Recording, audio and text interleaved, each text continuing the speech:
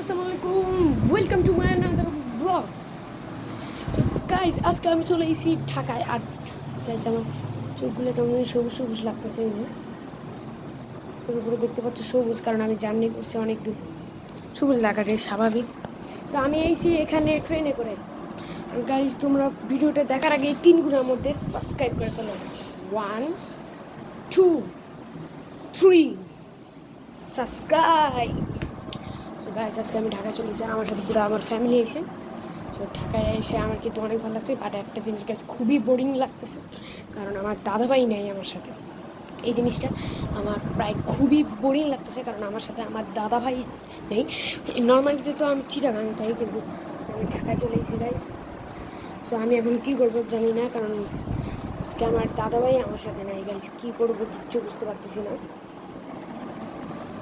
তো গাইজ তোমরা যদি আমার কষ্ট সার্থক করতে চাও, তাহলে প্লিজ ভিডিওতে 3 বলছি তো, ওর মধ্যে যারা লাইক সাবস্ক্রাইব করো নি, এখনই লাইক সাবস্ক্রাইব করে ফেলো। তো এখন আমি কী করবো কিচ্ছু বুঝতে পারতেছি না। আর এখন ভাবলাম যে ব্লগ করি, তাই ব্লগ নিয়ে বসে পড়ছি, যেহেতু আমি ঢাকায় চলে এসেছি। তো এখন তোমাদের আমার যে নিচের রোডটা, ওটার অবস্থা দেখি ঢাকা শহরের অবস্থা হয় আর কি। দেখো আমার খালামুনি অনেকগুলা গাছ লাগাই দিছি। সে আমাদের সেই রোডের অবস্থা। শুক্রবার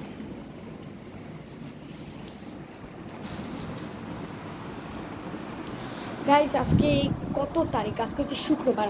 আর তারিখটা কিন্তু আমার শর্টের পাশেই কিন্তু তারিখটা থাকে, তো তোমরা সেই তারিখটা দেখে নিও। আমি আর এখন তারিখের নাম বলে সময় নষ্ট করতেছি না। সো গাইস, আমার শর্টের এখানে তারিখটা দেওয়া আছে, তোমরা চাইলে দেখে নিতে পারো যে কবে আমি এই ভিডিওটা বানিয়েছি। প্লিজ দেখো গাইস, একবার মেঘলা হচ্ছে, একবার রোদ হচ্ছে, বুঝতেছি নাকি। একবার মেঘলা হচ্ছে, একবার রোদ।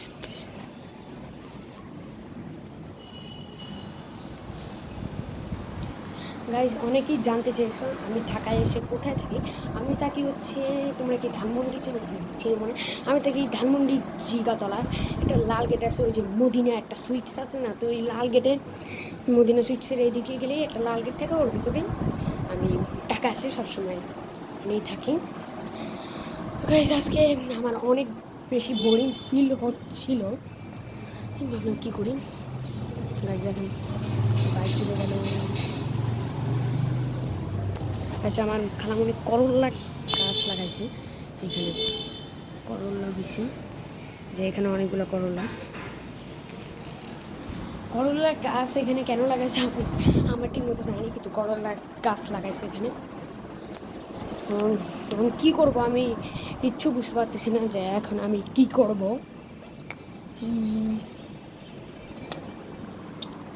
আমি এখন আমি তোমাদের রুম ট্যুর দিব, দেখতে চাও? ওকে, দেখো। প্রথমে রুমের অবস্থা খুবই খারাপ। এটা হচ্ছে আমাদের ড্রয়িং রুম থাকে, এই যে ফ্যান করতেছে, এইটা হচ্ছে আমাদের ঢাকার ড্রয়িং রুম। এখানে গেলে এটা হচ্ছে আমাদের বারান্দা। এখানে চেয়ার আছে অনেক, এখানে সব গাছগাছালি। এই যে এখানে পটল, এটা এই যে এদিকে গেলে নিচে পুরো পানিতে ভরা। এখানে একটা ওয়াশরুম।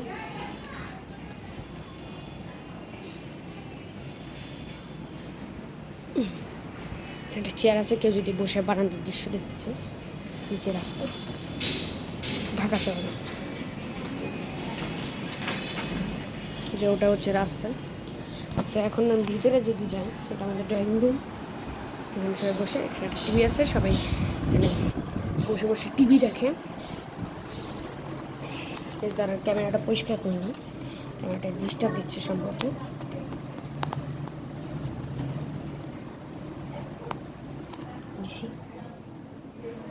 এইটা হচ্ছে আমাদের এখানকার কিচেন, উপরে সব জিনিস রাখা হয়।